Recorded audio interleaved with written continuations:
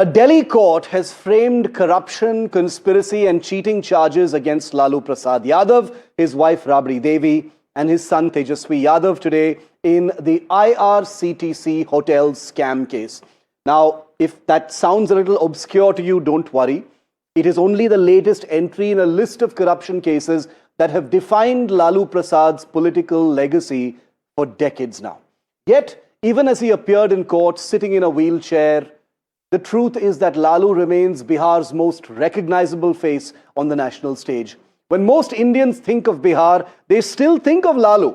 Not Nitish Kumar, despite his long years in power, not Tejasvi, the high-profile inheritor, not Jaiprakash Narayan to the older generations, but Lalu, the rustic king of Patna, whose brand of politics continues to cast a long shadow over the state's destiny.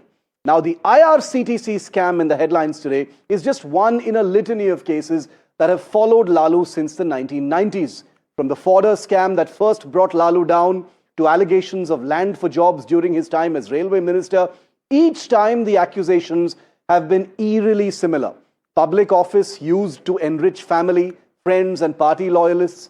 Cows were bought on paper. Land was transferred in exchange for government jobs. Contracts were routed through cronies. A system of enrichment so audacious it became almost folklore. And yet, through it all, Lalu managed to build something that few Indian politicians have. A personality cult that survived the proof of corruption itself. Because long before he became the symbol of misgovernance, Lalu Prasad Yadav was actually the symbol of rebellion, and many generations now may not even remember that. When he rose to power in the late 1980s and early 90s, Bihar was dominated by the upper castes. Lalu's arrival was an earthquake. The son of a poor cowherd from Fulwaria village, he became chief minister at just 43 years, and for millions of backward caste voters, it felt like the arrival of long-delayed social justice. He turned his rustic accent and simple manner into political theatre. Journalists from Delhi came back with stories of Lalu cracking jokes about buffaloes and ministers, and of his infectious laugh echoing through one Anne Marg.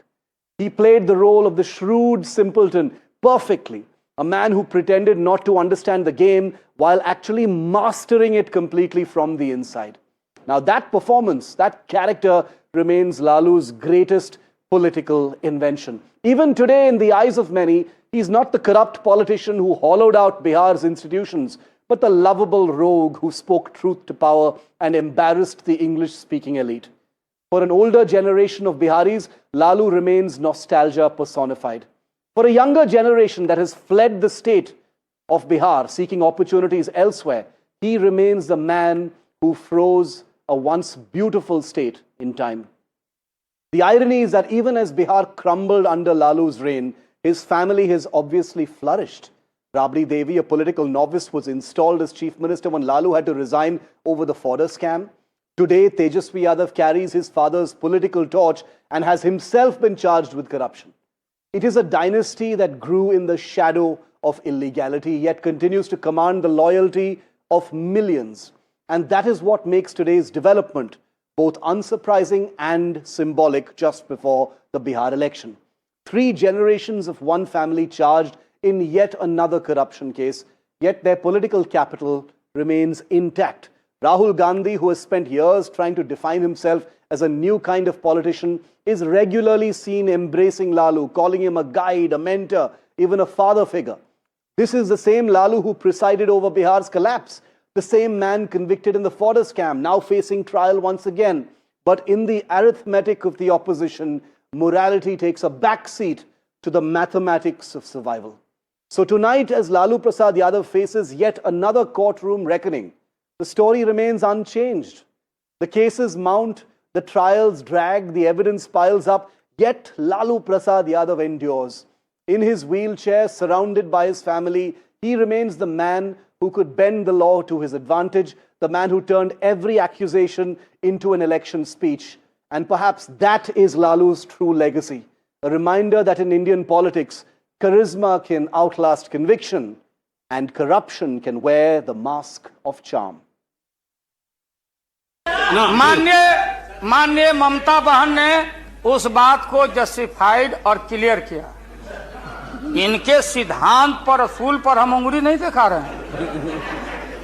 ये बात सही नहीं है कि rail मांगा गया था, नहीं मांगा गया था, तो नहीं मांगा गया था तो नहीं मिलेगा अब कभी। सुनिए लालू जी, लालू जी, आपको क्या चाहिए? Everybody is appreciating कि I have done a tremendous work. Each and every year I have earned crores and crores every day, and they are saying Lalu Yadav has planted a fruit tree, and every year it is duty of mine to grow fruit tree. दीदी को मैं दीदी मानता हूँ, अनादर मत होना। मुझे एक शेर आता है आपको देख करके, मोहब्बत में तुम्हें आंसू बहाने नहीं आता, अरह के बनारस में पान खाने नहीं आता। अरे शेर कोई आपको कोई ढंग है आपको? मैं जोशी जी से पूछना चाहता हूँ कि मड़ुआ बोआ जाता है कि रोपा जाता है? हमको मैं बता दीजिए उसको। कहीं मेरा भाई बैठे हैं नीतीश कुमार, लेकिन धर्म अधर्म की बारी आई है तो आज गद्दा चलाना पड़ रहा है तुम्हारे पीठ पर हम लोग। चिंता मत कर। तो कभी ब्रश यूज नहीं किया आपने? करते हैं, करते हैं कभी कभी। पटना में रहे तो यही करते हैं। दिल्ली में तो दिक्कत होती होगी। वहाँ नहीं मिलता है, वहाँ नहीं मिलता। दिल्ली तो इंडिया है ना। अच्छा, भारत है। अच्छा, भारत में मिलता है। अच्छा, इंडिया में नहीं मिलता है। दिल्ली इंडिया हो गया। इंडिया वो तो खखोरता है ब्रश से। So that was just a glimpse of Lalu from the NDTV archives. But let's find out, looking ahead at the Bihar elections, about what effect today's framing of charges against him could possibly have or not have, as the case might be. Our excellent panel of experts who are going to be with us through this amazing journey into the Bihar election. Ajit Kumar Jha, consulting editor with NDTV, Sanjeev Srivastava, senior journalist, Sujata Pandey, political analyst. Welcome to all of you. Thank you very much for being with me. Ajit Kumar Jha, to you first. Does the framing of charges against Lalu and his family in this latest case, does it cast a shadow at all on the Bihar election? Yes, I think it does. The timing of the case itself, 3 weeks right before the polls, number one. Number two, in fact, Mahagathbandhan was still sort of having a tough time with negotiations with its partners. It has been delayed. And in fact, just yesterday, the NDA finalized its seat sharing deal. So they end up getting advantage because, do remember, there's barely 3 weeks left for the campaign. So the NDA ends up getting an advantage here. And thirdly, the charges are criminal conspiracy, corruption, fraud, cheating. So, it puts sort of the whole image of Tejaswi Yadav, in this case, the chairman of the Mahagathbandhan and the possible CM candidate, he comes under a cloud, especially given the fact that people like Prashant Kishore, who are in the fray, are going to attack him, not only attack him all over Bihar, but in his constituency of Raghopur. So I think it does kind of sort of, dents his image. But of course, his supporters, the My Coalition and the other supporters of the Mahagathbandhan, they are going to argue that, well, it's a conspiracy by the NDA because of the timing right before the election. And look at the fact that Tejaswi just promised that if chosen, is going to frame a law whereby one person from each household will be given a government job. So the NDA is ensuring that, the government jobs are not provided to the youth. So they obviously will sort of make a different narrative. But I think on the whole, it puts the Mahagathbandhan, and especially Tejaswi, under enormous pressure. It's interesting because when we speak of the denting of his image, this is only the latest in a litany of cases against him and his family. So one wonders, what real elbow room does this give his detractors or even his partners when it comes to negotiations? Sujata Pandey, what is your view on this? Just another corruption case against Lalu Prasad and family, not unprecedented by any stretch of imagination. The court appearances have become part and parcel of his political life itself. He has always explained them away, as Ajit Kumar Jha just said, as vendetta and punishment politics. How do you view the effects this could have on the election? Shiv, there's so much of murmur on the political timing of this. Some people are saying it as a political vendetta. But my simple question is, if elections were an excuse to pause justice, the corrupts in this country will never see conviction, because we have elections every third month. Somewhere or some sort of the country is always going for elections, or some sort of elections are always happening. That being one, then secondly, if you look at the effect of it, I think we are discussing too much on the help that NDA or perhaps Jan Suraj or Prashant Kishore's allegations will take. But I see that this is more for the Congress party, which were till now, they had not announced Tejasvi as the CM candidate. Why do you think they were doing it? They're probably waiting for this moment. And this just now it will give Congress an extra hand, an extra stretch to demand the seats that they probably were not going to get earlier. Also, Male will now negotiate harder, where they were not getting the seat. The Sahani gang, everybody will come down pounding on the Tejasvi, because Tejasvi, if you see in the entire campaign, this and the previous ones also, he had removed Lalu from the entire campaign. He had projected himself as a new face of the RJD. The symbols were changed, the slogans were changed, the people were changed, and he was like, I'm a changed RJD. But looks like that he may be young and he's changed, but looks like the system is still rotten and it's still spelling of the old scams coming out, because the tactics are same. Now people in Bihar will ask that, okay, you were saying that I stand for Dalit, I stand for the backwards, I stand for the downtrodden Yadavs, but when they demanded jobs, you asked for land from them. When the tenders were given, you asked land. So it looked like this was not about any Garibo ka Masiha, but it was like a business model which Lalu used, because court had made those observations too. If you look at the court, the court has clearly said that no, it happened under your finger and your thumb. You were aware that tenders were changed and it was given to a particular party which was close to you. There was a Benami company being formed. And yes, very specific words used by the court. You're right.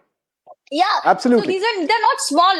And then, the entire plan of NDA and Nitish Kumar is about Sushashan against the Jungle Raj corruption of the Lalu Prasad Yadav. So I'm only wondering, and it's important to also note, Sujata, you're right, it's also important to note that the framing of charges today is not just against Lalu, but also his wife Rabri Devi and his son Tejasvi Yadav. So, these factors are there as well. Sanjeev Srivastava, how do you read this? Because, once again, the fact is that corruption Lalu hardly knew. He's fought elections successfully in the, with the stench of corruption around him, as it were, if I can use that word. So it's not shocking in that sense, but these interesting leverages that his partners may get, especially now that Tejasvi and Rahul are supposed to meet today. I don't know if they've met just yet. But how do you see this, Sanjeev? So very good evening, Shiv, and thank you for having me. So I was watching with a lot of interest the montage which you played out before starting your debate on this.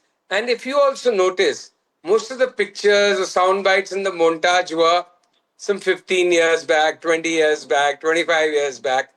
So what is the message one is getting? So if I may be allowed just one aside, for his initial years in public life, initial decade or so, Lalu charmed his constituency or wooed his constituency by playing the shepherd, by playing with his buffoonery or gaonwala types.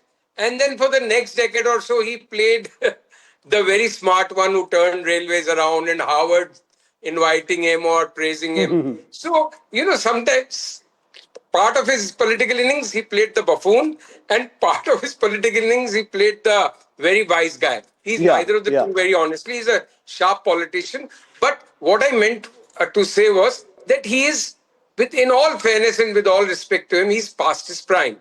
So the days of Lalu, as we know the days of Lalu, are well and truly over. Yes, there is still a very strong smattering of MY support base for him. After all, he is the real messiah of mandal politics in this country. The first one to give a voice to the dispossessed or underprivileged or the backwards, whatever you may, and also the Hindutva after stopping Advani's Rath Yatra. But he's past his prime. Tejasvi has not been able to really, the mantle has not been transferred fully. He's not a Lalu, let's face it.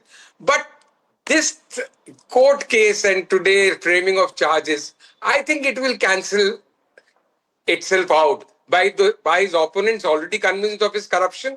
Yeah. By his supporters already convinced that there will be a witch hunt against him.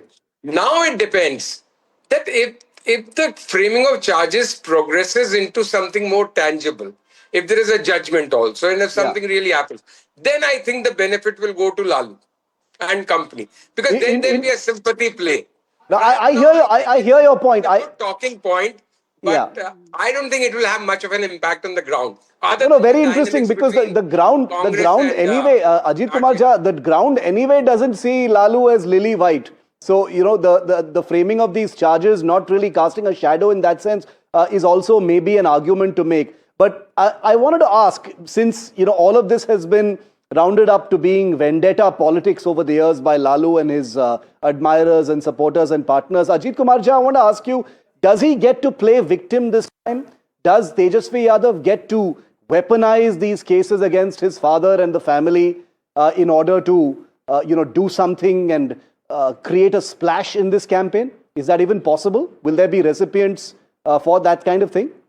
Shiv, the best defense that Tejasvi Yadav can use during his campaign is, look, when the charges were framed between 2004 and 2014, I was a mere teenager, right? I mean, he's only 35 years old today. So he can always argue back that, whatever, I mean, he obviously won't sort of attack his parents. But the point is that he was a very, very young person at that moment. So he could actually turn around and use that during his campaign. But do remember, despite the enormous popularity of Mr. Lalu Prasad in Bihar, in fact, the RJD has been the single largest party from 1990 until today. But once the border scam started unfolding, RJD never won a single election in Bihar. 2000 was the last election that the RJD won. After that, they have lost, for the next 20 years, all subsequent elections. So I think that any kind of such charges, as in this case, does hurt overall. But at the same time, Tejasvi can play this argument that, look, my implication in a criminal conspiracy case when my father was railway minister, how am I a sort of a guilty party in this? And, since the details have not come out yet, what exact sort of cases are against Tejasvi is not very clear. So the opposition's attack, he can say, look, I am the Abhimanyu. The opposition is ganged up against me. I know how to enter the whatever arena. I don't know how to come out, right? So he can play the Abhimanyu card. And also, the something that Sanjeev Srivastava said struck me, which is that that Tejasvi is not really the person who has taken the Lalu mantle. Sujata, the question is to you, which is that there is also this sense of a generational shift in Bihar politics. There are lots of relatively young Turks in the battlefield. There is Tejasvi, of course. There is Chirag Paswan. There are many others. There's Prashant Kishore. Is Bihar ready for that kind of a shift? Because Lalu's sort of presence is still very much felt in Bihar politics today. Okay, so first of all, if Lalu's presence was felt, and not just as a legacy matters, why has Tejasvi Yadav removed his photos from most of his campaign, banners everywhere? You just see Tejasvi Yadav alone, no Lalu, no Rabri, nobody in the family. If there was anybody, they were also removed, in the recent news. So Tejasvi himself realizes that though Lalu gives him a legacy, he also gives a lot of accusation, charges, corruptions, Jungle Raj, all of that. The horrid memories of the Jungle Raj comes back when Lalu comes into picture. So that's why I say that Lalu was a thing of the past. Tejasvi was trying to build something new out of RJD. So, but then, with these accusations, what the biggest negative impact that the party has is on the fence sitters, people who are deciding कि क्या तेजस्वी को try करे, नौकरी देने की बात कर रहा है, क्या इसको नौकरी दे. So when corruption charges like this come in, and then the old memories of the corruption during the Jungle Raj also come in together, this dampens the charges, the chances for the Tejasvi Yadav. You spoke about being young. It's not just the leaders are young today. It's also the population of Bihar, which is young. It's the youngest state in India.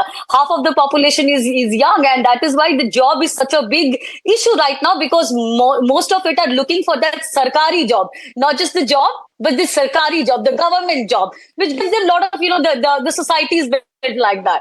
So when the corruption charges collide with it, I think, it dampens Tejasvi's, not just his spirit, but his chances of as emerging as someone who could lead the RJD with a new face, new party, new slogan, and new mission. Because people will say, oh, he's Lalu's son, he's also accused. So here you say, okay, someone was saying that he can play as Abhimanyu. Please understand that Abhimanyu was not the son of Kauravas. He was the son of Pandavas. So, and Lalu Prasad is not a Pandav.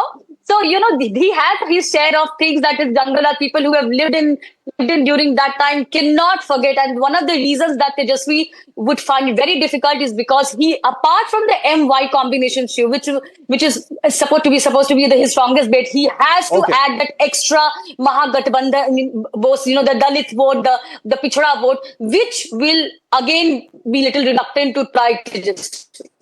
All right. Thank you very much, Sujata Pandey, Sanjeev Srivastava, and Ajit Kumar Jha for joining us. I wanted to reflect NDTV's incredible resident voices who are going to be with us navigating the bumpy road to the Bihar election, helping us decode the very, very interesting characters. And in my view, still, I think there are very few characters more interesting than Lalu. But it's interesting how this could be the last big election in which he plays a really, really important and big role. Very, very interesting, and NDTV will be covering it super, super closely on the ground. And now I want you to meet NDTV's Bihar Brigade. This is the real election engine, viewer. You hear about election engines a lot, but this is the real deal, because NDTV's incredible 37-year experience, a legacy of trust in election reporting, is going to deliver where it matters, where energy meets experience. We live and breathe elections, and that's why before we begin our special coverage on the run-up to November the 6th, which is the first day of polling, your election destination is right here on NDTV. I want to introduce you to Padmaja Joshi, Ankit Tyagi, Prabhakar Kumar, and Manoranjan Bharti, my esteemed colleagues who are all going to be on the front line of our incredible Bihar coverage. Padmaja, very quickly to you first. I'm going to give 30 seconds to all of you. To you first, Padmaja, what are you looking forward to most from the Bihar election? You're going to be there very soon. I'm looking forward to see what kind of candidates are fielded by Asaduddin Owaisi. I want to see what are the seats that the Congress party is given in the MGB seat distribution. What kind of effect Prashant Kishore is going to have to actually find out if he's going to get any of the anti-incumbency vote. And finally, because last time around it was in the thick of COVID that I traveled, for a change, I look forward to having a normal election minus the mask and minus the constant fear of whether you're going to die in the middle of your coverage. Prabhakar is the man leading Bihar coverage. He heads our Bihar team as well. Prabhakar, all locked and loaded. What can we look forward to from NDTV's incredible coverage of the Bihar election? Yeah, this will be a very interesting election of a sort. And remember, this will be the last election for Lalu Prasad Yadav and also for Nitish Kumar. So we will look forward to having color on the ground. This would be an interesting election in terms of infighting between among the Lalu family members. You have Lalu's elder son actually floating a new party and fielding candidates against RJD itself. So it will be very interesting, very crisscrossing election, and it would have all the colors we want in the election coverage. Very incredible. Manoranjan Bharati, who's one of the most veteran reporters on all things politics, is also with us. Manoranjan sir, क्या अलग होगा हमारे reporting और coverage में Bihar election का? Bihar election में सबसे पहले तो आपको बता दूं, पटना में है तो आपको पहले लिट्टी का स्वाद चखा देता हूं। पटना आइए आप भी, और हमारी ये जो वर्ल्ड फेमस है लिट्टी खाइए। साथ में जो ये इलेक्शन होगा, ये दो गठबंधन तो है ही साथ में, लेकिन इसमें यार इस इलेक्शन में एक नया प्लेयर भी है जिसका नाम प्रशांत किशोर है। उसको भी देखना पड़ेगा कि वो क्या करते हैं। ओवैसी भी ताल ठोक रहे हैं सीमांचल में, उसको भी देखना होगा। तो कुल मिलाकर ये दो एस्टेब्लिश गठबंधन, कास्ट यहाँ से वहाँ कहाँ स्विंग करती है कास्ट पॉलिटिक्स, और साथ में एक नए इंट्रेंट की भी बातचीत जरूर करनी होगी। And I can tell you that what Manoranjan ji has just shown us is only a small appetizer to what our coverage in Bihar is going to look like. A beautiful, colorful and cultural state with incredible food. You're going to get all of it on our political platter. Ankit has just come back from Bihar and he's headed back right after Diwali. Ankit, you had a fantastic time. You were on a bus, you were on a boat, you were in a college. What an amazing state to cover. Well, absolutely, Shiv. I mean, as one of your panelists was saying, youngest state, about 1.7 crore voters of the total 4.72 are between the age of 18 to 29. Yeah. And that, I believe, is the X factor. Of course, there are politicians like Prashant Kishore and the Mahagathbandhan and the NDA. But this young voter, does the, old rhetoric, the mandal politics, does it still matter to the young voter? Or have they completely shifted? Because you are looking at a generation which has only seen Nitish Kumar as the chief minister. So it is going to be an interesting election, possibly the last of the mandal era heroes. Nitish Kumar, much diminished. Lalu Prasad Yadav only being spoken in folklore. And of course, Ramvilas Paswan, who is no more. So this is the last of the heroes of the mandal politics, and new heroes are going to emerge in this election, Shiv. It's, no shortage of interesting characters, no shortage of masala, no shortage of intrigue, no shortage of suspense. It's going to be an election like no other, and it's the first one for me here at NDTV and for many of us as well, so it's going to be absolutely wonderful. I can't wait to actually see it. I hope I get to travel as well. All of you are going to be in Patna and the rest of Bihar. I hope I get some time to travel with you as well. Thank you very much, Manoranjan ji, Prabhakar, Padmaja and Ankit. All the very best.